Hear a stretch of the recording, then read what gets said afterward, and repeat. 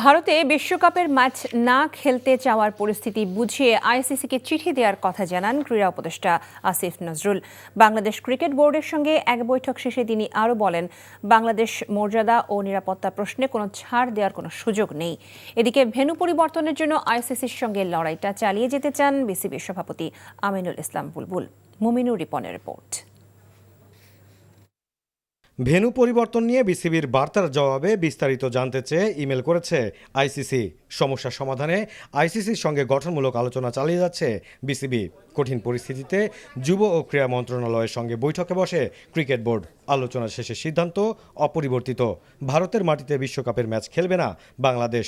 নিরাপত্তা বিবেচনায় লিটনদের ম্যাচগুলো শ্রীলঙ্কায় সরিয়ে নিতে আইসিসিকে আবারও চিঠি দেওয়ার কথা জানান ক্রীড়া উপদেষ্টা।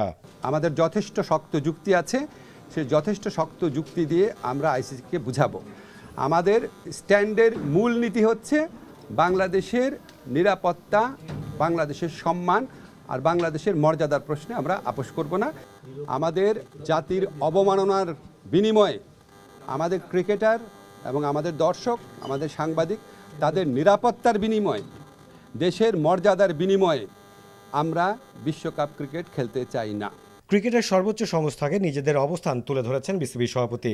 ভারতে খেলার আলটিমেটাম নিয়ে যে গুঞ্জন উঠেছে তা আরও একবার উড়িয়ে দিয়েছেন বুলবুল।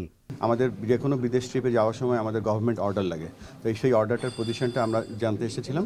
আমরা জেনে গিয়েছি যে আমরা সকলে একসাথে এই যে সেফটি এবং সিকিউরিটি যদি ইমপ্রুভ না করে আমরা এই বিশ্বকাপে আমরা ফাইট করে যাব ফর আওয়ার রাইটস। যে আমরা তো এতগুলো বিশ্বকাপ খেলেছি, কখনো এই ধরনের কথা বলিনি। আমাদের কাছে মনে হচ্ছে তাই আমরা এটা রেস করেছি স্ট্রংলি। আমরা দেখেন আমাদের জাতীয় দল তৈরি করছি। আমরা আপনারা জানেন যে আমাদের টিম স্কোয়াড ঘোষণা করে দেওয়া হয়েছে।